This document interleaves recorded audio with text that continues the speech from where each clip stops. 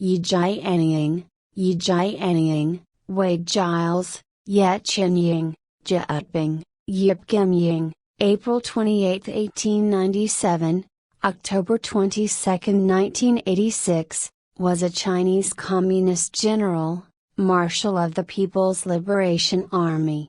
As the chairman of the Standing Committee of the National People's Congress from 1978 to 1983, Yi was the head of state of the People's Republic of China. Life: born Yi Yiwei, simplified Chinese, traditional Chinese, pinyin, Yi Yiwei, Wei Giles, Yiwei, into a wealthy Christian Hakka merchant family in Mai County, Guangdong. His courtesy name was Kang Bai. After graduation from the Yunnan Military Academy in 1919, he joined Sun Yat-sen and the Kuomintang, KMT. He taught at the Whampoa Military Academy, and in 1927 joined the Communist Party. That year, he participated in the failed Nanchang Uprising and was forced to flee to Hong Kong with two other uprising leaders, Zhou Enlai and Yi Ting, unrelated to Yi Jianying, with only a pair of handguns to share between them.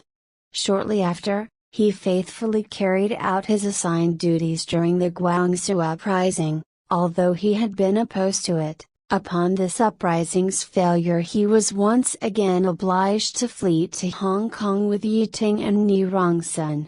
However, Yi was far more fortunate than Yi Ting, who was made a scapegoat for the Comintern's failures and forced into exile. Yi was not blamed, and subsequently studied military science in Moscow. After returning to China in 1932, he joined the Jiangxi Soviet, serving as Chief of Staff of Zhang Guotao's Fourth Front Army.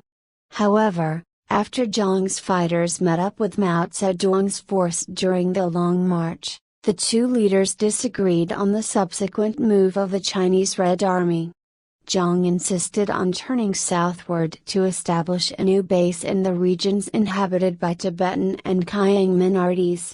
This later proved to be a disaster, as Mao had anticipated, with Zhang losing over 75% of his men and retreating to the communist base at Shaanxi.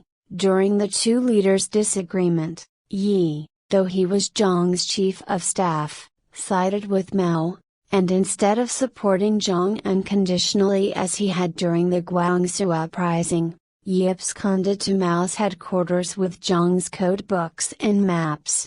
As a result, Zhang's communications with Comintern were cut, while Mao was able to establish a radio link, leading to Comintern's acceptance of Mao's leadership in the Communist Party of China. Mao would never forget the Yi's contribution, observing later that Yi Jianying saved the Chinese Communist Party, the Chinese Red Army, and the Chinese Revolution. During the Long March, Yi assisted Liu Baqing in directing the crossing of the Yangtze River at Anshunchang and Luding Bridge. After 1936, Yi became director of the offices that liaised with the KMT, first in Xi'an, then in Nanjing and finally in Chongqing. He worked together with Zhou Enlai in this capacity.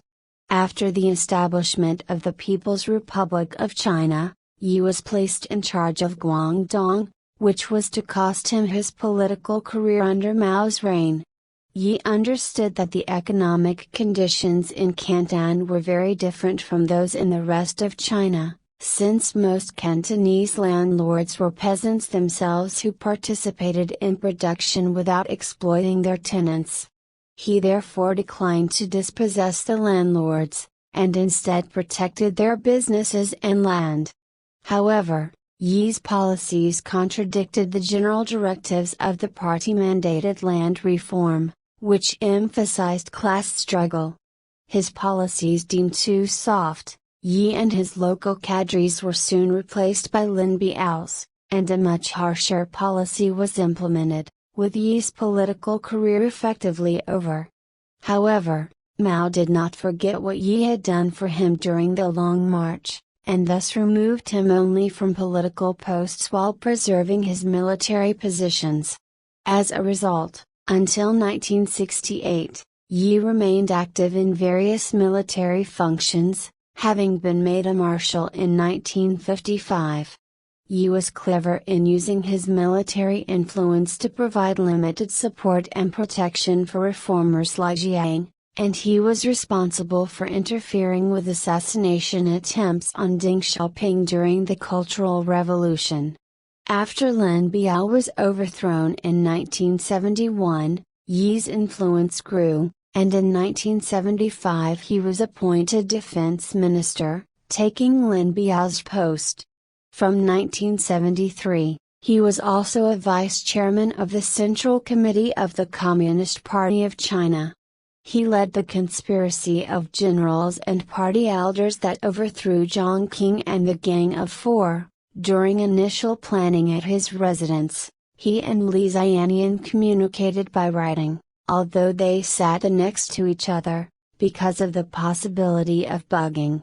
Thanks to Yi's support of Hua Guofeng, he was confirmed as vice chairman at the 11th National Congress of the Communist Party of China in 1977. Because the physical demands of defense minister were too great for the octogenarian Yi, he resigned from that position in 1978 and was appointed chairman of the Standing Committee of the National People's Congress, filling a post left unoccupied since Zhu De's death in 1976. As such, Yi was China's ceremonial head of state. Yi retired from this position in 1983 and in 1985 he withdrew completely from the Politburo. He died a little over a year later at the age of 89.